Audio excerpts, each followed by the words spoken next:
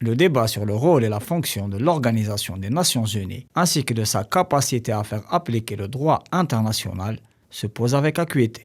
En effet, l'application du droit international et l'opposition à ces violations demeurent le point faible de l'instance onusienne. La résolution 1973, prévoyant l'instauration d'une zone d'exclusion aérienne en Libye, a été outrepassée et a débouché à l'agression de ce pays maghrébin en 2011. Les USA et la Grande-Bretagne n'ont pas eu besoin d'une résolution pour envahir et occuper l'Irak. Et la France dispose encore de bases sur le continent africain sans couverture légale internationale. Des instances alternatives sont déjà opérantes pour pallier aux lacunes de l'ONU.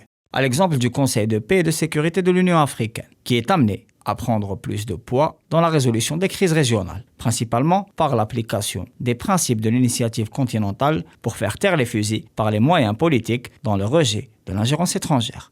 Pour rappel, l'ONU n'a eu aucun rôle dans la résolution de la dernière guerre de haute intensité entre l'Azerbaïdjan et l'Arménie, autour du contrôle du Nagorno-Karabakh. Cette guerre a été stoppée par l'action commune de la Russie et de la Turquie, respectivement alliés des deux belligérants, Erevan et Bakou.